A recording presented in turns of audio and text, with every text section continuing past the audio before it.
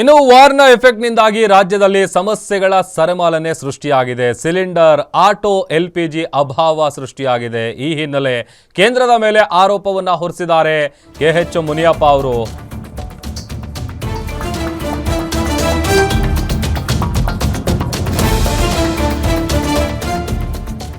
ರಾಜ್ಯದಲ್ಲಿ cylinder, auto, LPG ಅಭಾವ ಹಿನ್ನೆಲೆ ಕೇಂದ್ರದ ಮೇಲೆ ಆರೋಪ ಹೊರಿಸಿದ್ದಾರೆ ಮುನಿಯಪ್ಪ ಅವರು.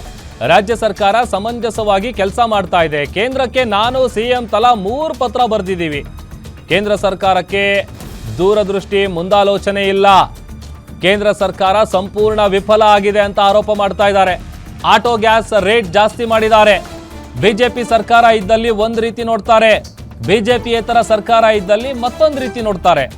ಇದು ಒಂದು ರೀತಿ ಮಲತಾಯಿ ಧೋರಣೆ ಅಂತ ಕೆಎಚ್ ಮುನಿಯಪ್ಪ ಅವರು ಕೇಂದ್ರ ಸರ್ಕಾರದ ಕಡೆಗೆ ಬೊಟ್ಟು ಮಾಡಿ ತೋರಿಸ್ತಾ ಇದ್ದಾರೆ. ಎಲ್ಲೆಲ್ಲಿ ಬಿಜೆಪಿ ಸರ್ಕಾರಗಳಿರುತ್ತೆ ಅಂಥ ರಾಜ್ಯಗಳಲ್ಲಿ ಒಂಥರ, ಎಲ್ಲಿ ಬಿಜೆಪಿ ಸರ್ಕಾರ ಇರೋದಿಲ್ಲ ಅಲ್ಲಿ ಮಲತಾಯಿ ಧೋರಣೆಯನ್ನು ಅನುಸರಿಸ್ತಾ ಇದ್ದಾರೆ ಅಂತ ಕೆಎಚ್ ಮುನಿಯಪ್ಪ ಅವರು ರಾಜ್ಯದಲ್ಲಿ ಉಂಟಾಗಿರುವಂತಹ ಸಿಲಿಂಡರ್, ಆಟೋ, ಎಲ್ಪಿಜಿ ಅಭಾವದ ವಿಚಾರವಾಗಿ ಕೇಂದ್ರದ ಮೇಲೆ ಆರೋಪ ಮಾಡ್ತಾ ಇದ್ದಾರೆ.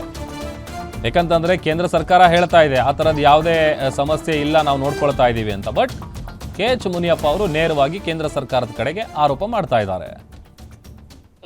ಪೆಟ್ರೋಲ್ ಆಗಲಿ ಇವೆಲ್ಲವೂ ಕೂಡ ಅವ್ರದ್ದು ಜವಾಬ್ದಾರಿ. ರಾಜ್ಯ ಸರ್ಕಾರ ಏನಿದ್ರು ವಿತರಣೆ ಮಾಡುವಂಥದ್ರಲ್ಲಿ ಸಮಂಜಸವಾಗಿ ಆಗ್ತಾ ಇದೆಯಾ ಅಂತ ನೋಡೋದಷ್ಟೇ ನಮ್ಮ ಜವಾಬ್ದಾರಿ. ಅದು ನಮ್ಮ ಇಲಾಖೆಗೆ ಬರ್ತದೆ. ನಾನು 2 ಪತ್ರ ಬರ್ತಿದ್ದೀನಿ, ಮಾನ್ಯ ಮುಖ್ಯಮಂತ್ರಿಗಳು 2 ಪತ್ರ ಬರ್ತಿದ್ದೀನಿ.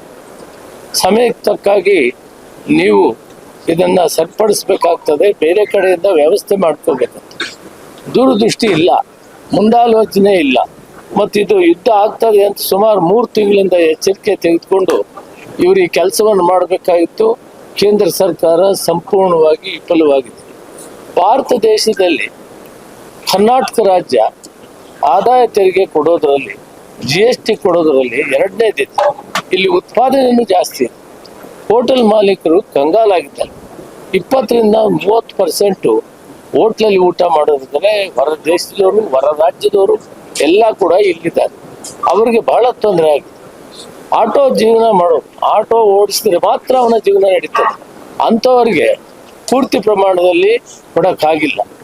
ಅಲ್ಲಿ 50% ಆಯಿಲ್ ಕಾರ್ಪೊರೇಷನ್ಸ್ ಆದರೆ 50% ಅವರು ಇವರಿಗೆ ಕೊಟ್ಟಿದ್ದಾರೆ, ಅದಾನಿಯವರಿಗೆ, ಅಂಬಾನಿಯವರಿಗೆ ಕೊಟ್ಟಿದ್ದಾರೆ.